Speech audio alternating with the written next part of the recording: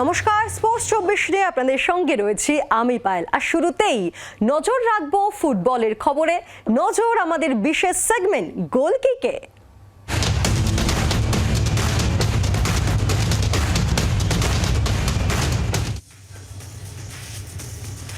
মানোলা Marquez জমানায় প্রথম ম্যাচে জয় পেল না ভারত। মঙ্গলবার ইন্টারকন্টিনেন্টাল কাপের প্রথম ম্যাচে মরিশাসের সঙ্গে গোলশূন্য ড্র করল ভারতীয় ফুটবল দল। ফিফা ক্রম তালিকায় মরিশাস রয়েছে 179তম স্থানে, ক্রম তালিকায় 124তম স্থানে রয়েছে ভারত। মনবীর সিং, লারিয়ান জুয়ালা, চাংতেরা দুর্বল প্রতিপক্ষকে দুর্মুষ করতে না পারলেও অন্তত অনায়াসে হারিয়ে দেবেন তেমনই প্রত্যাশা করা হচ্ছিল। কিন্তু দিনের শেষে হতাশই হতে হলো ভারতীয় সমর্থকদের। মরিশাসের বিরুদ্ধে গোল করতে পারলেন না ভারতীয় ফরওয়ার্ডরা। হায়দ্রাবাদে অনুষ্ঠিত এই প্রতিযোগিতায় ভারতের পরবর্তী ম্যাচ 9 সেপ্টেম্বর সিরিয়ার বিরুদ্ধে।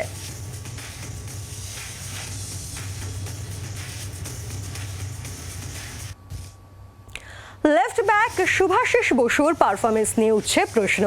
আর সেই কারণেই দলের খোল নলছে বদলানোর জন্য সচেষ্ট মোহনবাগান সুপার জায়ান্ট। কথাবার্তা চলছে দলের প্রাক্তন রাইট ব্যাক প্রীতম কোটালের সঙ্গে।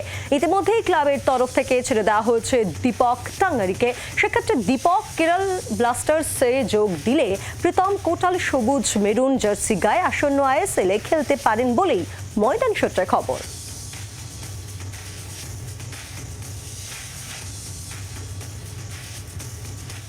ভারতীয় ফুটবলে রেকর্ড করলেন ডায়মন্ড হারবার এফসি নরহরি শ্রেষ্ঠা।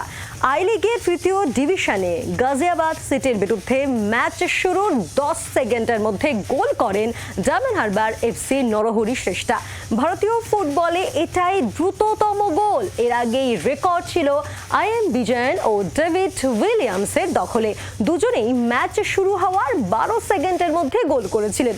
মঙ্গলবার নৈহাটি স্টেডিয়ামে গাজিয়াবাদ এফসিকে 3-0 গোলে হারিয়ে দেয় কিবু ভিকুনার দল। বাকি দুটি গোল করেন জবি জাস্টিন এবং গেরিক খোসলা।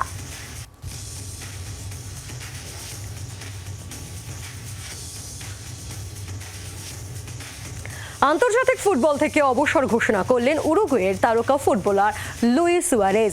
17 বছরের আন্তর্জাতিক ক্যারিয়ারে ইতি টানলেন তিনি। 2007 সালে আন্তর্জাতিক ফুটবলে অভিষেক হয় তার। দেশের জার্সিতে 142টি ম্যাচ খেলেছেন তিনি, করেছেন 59টি গোল। দেশের জার্সি গায়ে সর্বকালের সর্বোচ্চ গোলদাতা তিনি। ভারতীয় সময় শনিবার ভোরে প্যারাগুয়ের বিরুদ্ধে শেষ আন্তর্জাতিক ম্যাচ খেলবেন 37 বছরের এই ফুটবলার।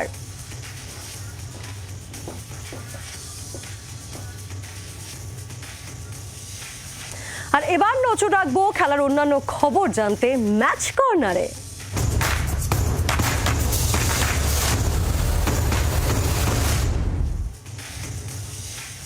সোমবার প্যারিস প্যারা অলিম্পিক্সে ভারতকে তৃতীয় সোনা এনে দিলেন সুমিত অন্তিল।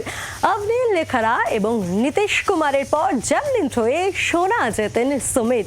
একই সঙ্গে বিশ্ব রেকর্ড গড়েন তিনি। সোমবার রাতে প্যারিস অলিম্পিক্সের জ্যাভলিন থ্রোয়ে সোনা জিতে নজির গড়লেন সুমিত অন্তিল। টোকিও প্যারা অলিম্পিক্স এবং ইন্ডিয়ান ওপেন প্যারা অ্যাথলেটিক্স চ্যাম্পিয়নশিপের পর প্যারিসেও সোনা জিতলেন সুমিত। টোকিওতে F64 বিভাগে 68.55 মিটার জ্যাভলিন ছুড়ে বিশ্ব রেকর্ড করেছিলেন তিনি। সোমবার একই বিভাগে 70.59 মিটার দূরে জ্যাভলিন ছুড়ে নিজের রেকর্ডই ভেঙে দেন সুমিত। ইভেন্টের প্রথম থ্রোতেই 69.11 মিটার দূরত্ব পর্যন্ত জ্যাভলিন ছুড়ে সবাইকে অবাক করে দিয়েছিলেন সুমিত। এরপরে দ্বিতীয় থ্রোয়ে 70.59 মিটার দূরত্ব পর্যন্ত জ্যাভলিন ছোড়েন তিনি। এই থ্রোয়ের পর সোনা প্রায় নিশ্চিত করে ফেলেছিলেন তিনি। প্যারা অলিম্পিক্স থেকে সোনা জয়ের পর এক স্যান্ডেলে সুমিতকে অভিনন্দন জানিয়েছেন প্রধানমন্ত্রী নরেন্দ্র মোদী ও রাষ্ট্রপতি দ্রৌপদী মুর্মু। ব্যুরো রিপোর্ট, জি 24 ঘন্টা। জ্যাভলিনে সোনা জিতে উচ্ছ্বসিত সুমিত অন্তিল, জানালেন তার স্বপ্নের থ্রোর কথা। सर ड्रीम डिस्टेंस की बात करें तो कभी ना कभी लाइफ में, मैं ऐसा नहीं बोल रहा कि मैं अभी 1-2 साल में, कभी ना कभी लाइफ में जब मैं अपनी पीक पे होऊंगा, कोशिश करूंगा कि सर 80 मीटर के आसपास मैं थ्रो करना चाहूंगा। कि मैं फील करना चाहता हूँ कि 80 मीटर प्लस जब थ्रो लगती है तो कैसा फील होता है।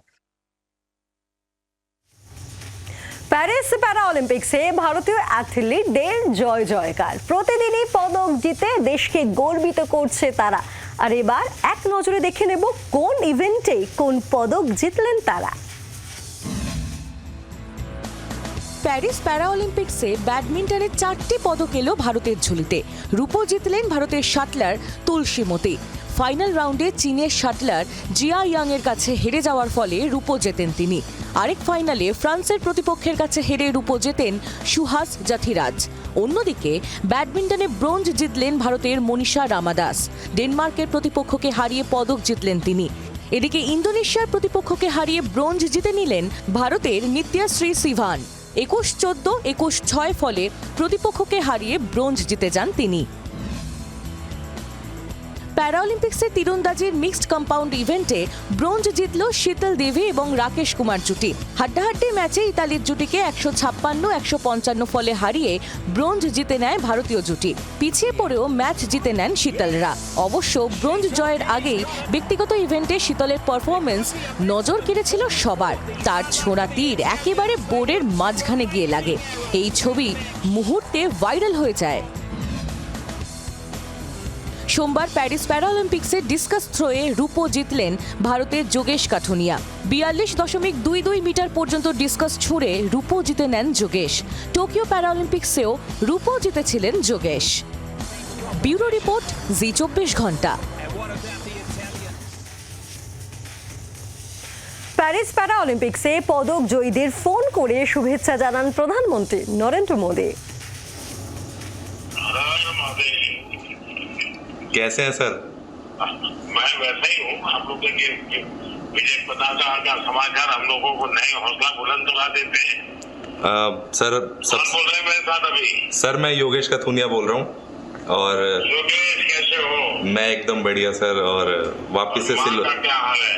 मम्मी एकदम फिट एंड फाइन है। और आपका आशीर्वाद है सर साथ में। मेरी आपसे बात हुई थी और तब मुझे बहुत प्रभावित था कि आपकी माँ ने इतनी सारा आपके लिए खुद को इतना ट्रेन किया। हाँ जी सर, और एक अद्भुत काम किया है माँ ने। Thank you so much sir. ये कहना चाहूँगा कि सर आप ब्रूने में हैं और वहाँ पर बैठ के हमें फॉलो अप कर रहे हैं, तो उसके लिए सबसे पहले थैंक यू सर आपको उस चीज़ के लिए।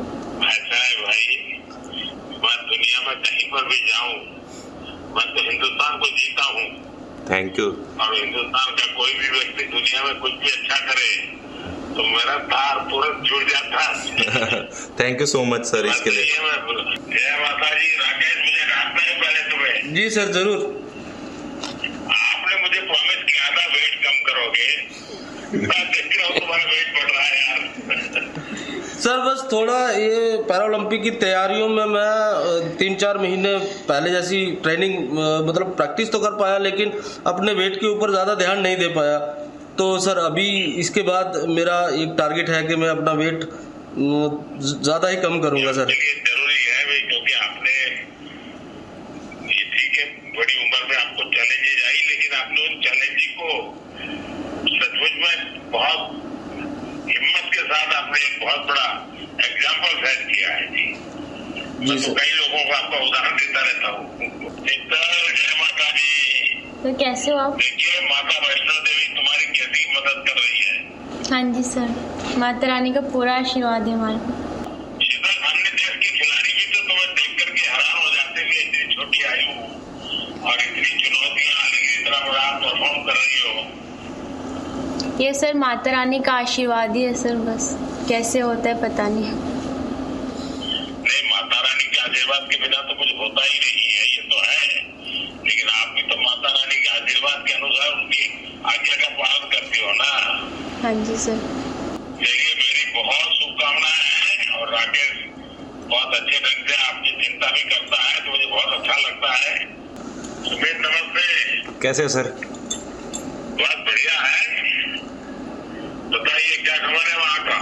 गोल्ड मेडल जीता है सर। और तो आपको बधाई, जितनी बधाई दूं उतनी कम है। बहुत बहुत धन्यवाद सर। आपने तो टोक्यो के बाद पेरिस लगातार, और अपने भी रिकॉर्ड तोड़ रहे हो आप तो। सर आशीर्वाद है सर, और कंट्री का, पूरी कंट्री का जिस तरह से देशवासी सभी सपोर्ट कर रहे हैं, तो काफ़ी मोटिवेट करती है सर वो चीज़ें। और कोशिश करेंगे कि सर आगे भी ऐसे ही आपका आशीर्वाद बना रहा, तो आगे भी ऐसे ही देश को LA में भी कंट्री को प्राउड फील करवाएंगे सर। कुछ चीज है बिल्कुल सर, बिल्कुल। बहुत बहुत धन्यवाद सर आपका। প্যারিসে প্যারা অলিম্পিক্সে সোনা জিতলেন ভারতের প্যারা শাটলার নীতেশ কুমার। ফাইনালে গ্রেট ব্রিটেনকে হারিয়ে সোনা জিতে নেন তিনি। 3 গেমের লড়াইয়ে জেতেন নীতেশ। প্যারিস প্যারালিম্পিক্সে হাড্ডাহাড্ডি ম্যাচ জিতে সোনা জিতে নিলেন ভারতের শাটলার নীতেশ কুমার। ফাইনালে 3 গেমের লড়াইয়ে গ্রেট ব্রিটেনের ড্যানিয়েল বেথেলকে হারিয়ে দেশের জন্য দ্বিতীয় সোনা জিতে নেন তিনি। খেলার ফলাফল 21-14, 18-21, 23-21। প্রথম গেম সহজে জেতার পর দ্বিতীয় গেম হেরে যান নীতেশ, কিন্তু তৃতীয় গেমে দুরন্ত কামব্যাক করে ম্যাচ জিতে যান তিনি। 1 ঘন্টা 20 মিনিট ধরে চলা ম্যাচ জিতে প্যারালিম্পিক্সে প্রথম পদক জিতলেন নীতেশ। ব্যুরো রিপোর্ট, জি24 ঘন্টা। প্যারিস প্যারা অলিম্পিক্সে মহিলাদের 400 মিটার ট্র্যাক অ্যান্ড ফিল্ড ইভেন্টে ব্রোঞ্জ জিতলেন ভারতীয় স্প্রিন্টার দীপ্তি জীবনজি। 55.82 সেকেন্ডে 400 মিটার দৌড় শেষ করেন তিনি। প্যারিস প্যারা অলিম্পিক্সে প্রীতি পাল 2টি ব্রোঞ্জ জেতার পর ট্র্যাক ইভেন্টে এটি ভারতের 3 নম্বর পদক।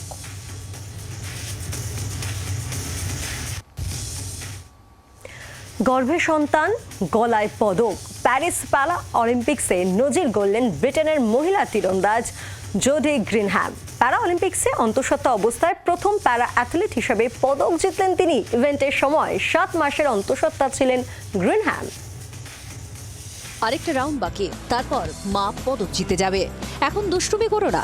ইভেন্ট চলাকালীন এভাবেই গর্ভে নিজের সন্তানের সঙ্গে কথা বলতে হয়েছিল ব্রিটেনের মহিলা তীরন্দাজ জোডি গ্রিনহ্যামকে, কিন্তু তার ফোকাস নড়েনি।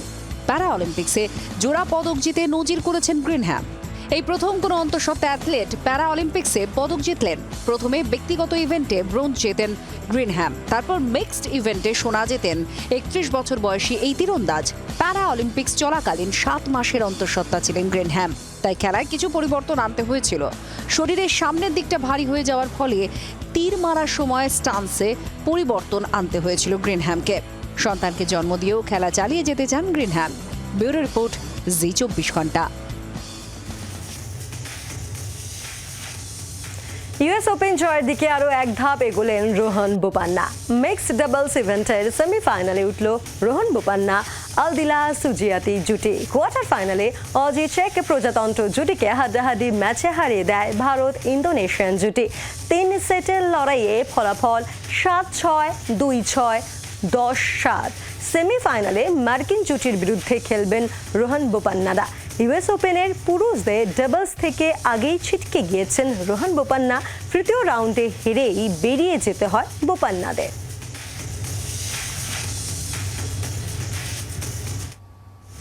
প্যারিস অলিম্পিক্সে খেলা উগান্ডার মহিলা অ্যাথলিট রেবেকা চেপতেগেইয়ের ওপর নৃশংসতা। প্রতিশোধ নিতে আগুনে পুড়িয়ে মারার চেষ্টা করল তার প্রাক্তন প্রেমিক।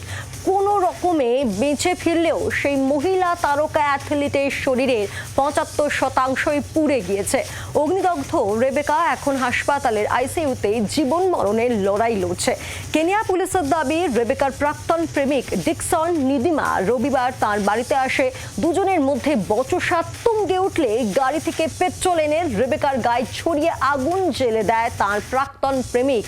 ডিকসনের গায়েও আগুন লেগে যায়। বাড়ির জমি সংক্রান্ত বিবাদ চরমে ওঠায় সে তার প্রাক্তন প্রেমিকার গায়ে আগুন ধরিয়ে দেয় বলে স্বীকার করেছে ডিকসন।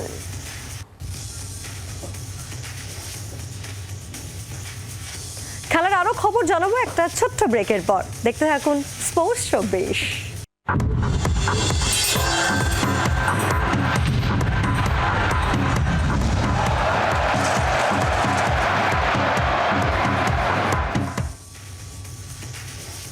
ফিল্ম বিরতির পর আর এবার দেখে নেব ক্রিকেটের খবর, আর তার জন্য আমাদের বিশেষ সেগমেন্ট প্যাভিলিয়ন এন্ডে নজর রাখবো।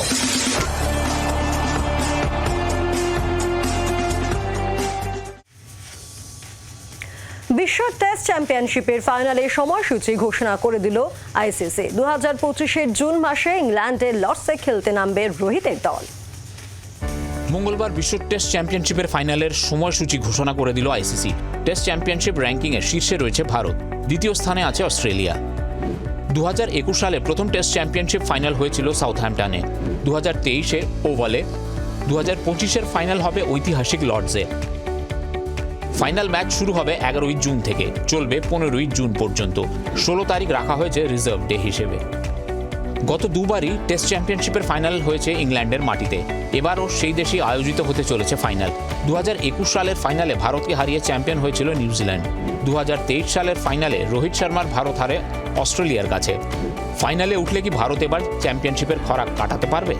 ব্যুরো রিপোর্ট, জি 24 ঘন্টা। ভারতীয় ক্রিকেট বোর্ডের নির্বাচক মণ্ডলীতে এলেন প্রাক্তন ভারতীয় ক্রিকেটার অজয় রাবটা। বিসিসিআই ক্রিকেট অ্যাডভাইজারি কমিটি মঙ্গলবার এই ঘোষণা করেছে। নির্বাচক মণ্ডলীর প্রধান অজিত আগরকরের নেতৃত্বে অজয় রাবটা এলেন সলিল আঙ্কোলার জায়গায়। ভারতের হয়ে 6টি টেস্ট এবং 12টি ওডিআই খেলেছেন প্রাক্তন ভারতীয় উইকেট কিপার ব্যাটার অজয় রাবটা। হরিয়ানার প্রতিনিধিত্ব করে রাবটা 90টিরও বেশি প্রথম শ্রেণীর ম্যাচ খেলেছেন, প্রায় 4000 রান করেছেন এবং 240টিরও বেশি শিকার উইকেটের পিছনে।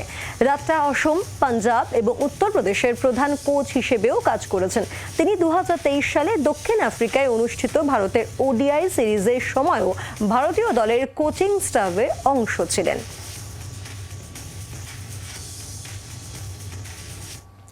ইতিহাস গড়ল বাংলাদেশ ক্রিকেট দল। পাকিস্তানের মাটিতেই প্রথম টেস্ট সিরিজ জিতল বাংলাদেশ। রাওয়ালপিন্ডিতে প্রথম টেস্টে 10 উইকেটে জয়ের পর দ্বিতীয় টেস্টেও বাবর আজমদের 6 উইকেটে হারিয়ে দিল বাংলাদেশ।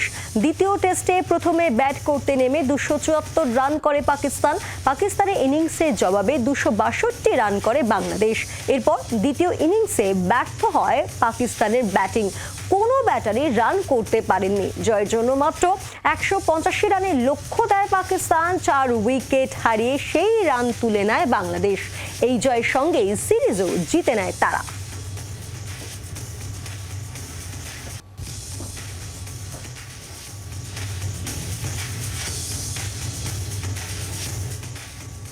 আর এবার খেলার টুকরো খবর নিয়ে থাকছে ফাস্ট ট্র্যাক। ইংলিশ ক্রিকেটে বাজবলের ছোঁয়া টেস্ট দলের সঙ্গে সঙ্গে এবার ইংল্যান্ডের ওয়ানডে এবং টি20 দলের কোচের দায়িত্ব পালন করবেন ব্রেন্টন ম্যাকালাম। 2025 সালে জানুয়ারি মাস থেকেই দায়িত্ব পালন করবেন তিনি। মঙ্গলবার গুয়াহাটির কামাখ্যা মন্দিরে পুজো দিলেন ভারতীয় দলের কোচ গৌতম গম্ভীর। আইপিএল চলাকালীনও কামাখ্যা মন্দিরে গিয়েছিলেন তিনি।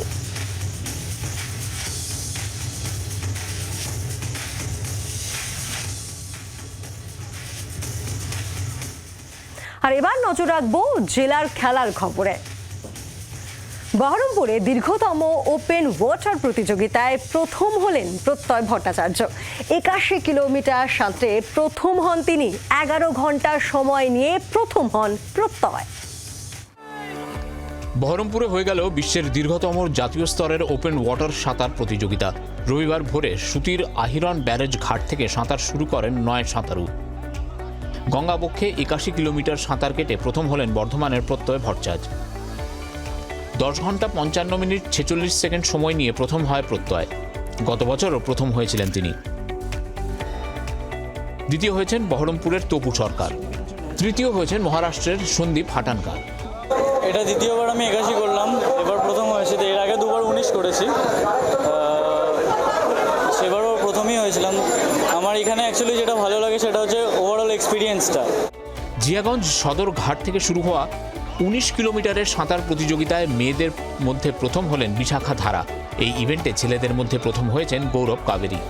আমার ভীষণই ভালো লাগছে, কেন কি আমি আগের বছর যেহেতু সেকেন্ড হয়েছিলাম, তো আমার টার্গেট ছিল ফার্স্ট হওয়ার, আর আগের থেকেও ভালো টাইম দেওয়া। তো সেটা যে দিতে পেরেছি, আমি টাইমটা জানি না, কিন্তু পজিশনটা যে দিতে পেরেছি এটাই আমার জন্য অনেক। আমি মাত্র 5 দিন আগেই প্রিপারেশন নিয়েছিলাম। তার আগে আমাদের অনেকগুলো কম্পিটিশন ছিল। আমাদের সিনিয়র সুইমিং পুলে বিভিন্ন কম্পিটিশনের জন্য আলাদা প্র্যাকটিস হয়, আর আমাদের এই গঙ্গার পক্ষে প্র্যাকটিসের জন্য আলাদা প্র্যাকটিস হয়। 78তম বছরে পড়ল এই সাঁতার প্রতিযোগিতা। 1943 সালে প্রথমবার আয়োজন করা হয়েছিল এই প্রতিযোগিতার। এবছরও আমরা 78তম বর্ষ উদযাপিত করলাম। আপনারা জানেন যে এর ব্যাকগ্রাউন্ড হচ্ছে 1943। সেই সালে কতিপয় ফ্রিডম ফাইটার যারা ইংরেজদের সঙ্গে লড়াই করবার জন্য এই সুইমিং স্টার্টিং করেছিলেন। এদিন সাঁতার প্রতিযোগিতায় প্রধান অতিথি হিসাবে উপস্থিত ছিলেন বহরমপুরের সাংসদ ইউসুফ পাঠান। মুর্শিদাবাদ থেকে সোমা মাইতের রিপোর্ট, জি24 ঘন্টা। স্পোর্টস 24 আজ এখানেই শেষ করছি। দেখতে থাকুন জি24 ঘন্টা।